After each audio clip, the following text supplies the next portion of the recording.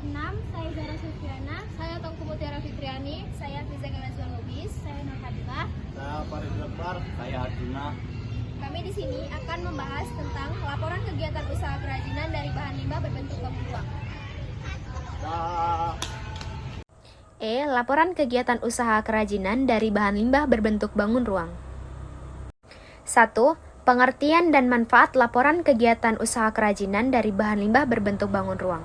Laporan kegiatan usaha adalah penyampaian informasi sehingga tercipta komunikasi antara yang melaporkan dan pihak yang diberi laporan. Laporan pelaksanaan kegiatan hendaknya bersifat komunikatif, jelas, dan mudah dipahami oleh semua pihak. Agar menjadi komunikatif, sebaiknya laporan pelaksanaan kegiatan usaha harus disusun dalam bahasa yang lugas dan mudah dimengerti. Laporan pelaksanaan dapat dikatakan logis apabila segala keterangan yang dianalisis dapat diteliti alasan-alasannya, apakah laporan tersebut masuk akal atau tidak. Laporan pelaksanaan dikatakan sistematis apabila keterangan-keterangan yang dikemukakan dalam laporan pelaksanaan kegiatan usaha disusun dalam urutan yang memperlihatkan adanya keterkaitan. Dan laporan pelaksanaan dikatakan lugas apabila bahasa yang digunakan langsung menjawab persoalan yang nyata dan tidak bertele-tele. Isi dari laporan kegiatan usaha adalah kegiatan pekerjaan di perusahaan yang sedang berjalan dan pekerjaan sudah selesai. Penyusunan laporan kegiatan usaha dilaksanakan secara periodik, setidak-tidaknya dibuat sebulan sekali. Penyusunan harus lengkap dan berisi hal-hal yang berhubungan dengan hambatan usaha, kemajuan usaha, kemunduran usaha, dan sebagainya. Fungsi dan tujuan laporan kegiatan usaha adalah untuk memberitahukan persoalan kegiatan usaha secara detail dan objektif, serta memberi keterangan atau informasi yang singkat tentang kegiatan usaha. Penyusunan harus lengkap dan berisi hal-hal yang berhubungan dengan hambatan usaha, kemajuan usaha, kemunduran usaha, dan sebagainya.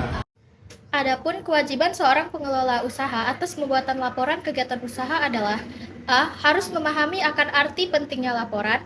B. Harus dapat mendistribusikan laporan, baik yang bersifat umum maupun khusus. C. Harus menyiapkan sarana, data-data dan teknisnya, serta latihan-latihan penyusun sebuah laporan kegiatan usaha. Prinsip yang harus diperhatikan dalam penyusunan laporan kegiatan usaha yaitu A. Laporan harus tepat waktu. B. Laporan harus teliti, benar, dan dipercaya.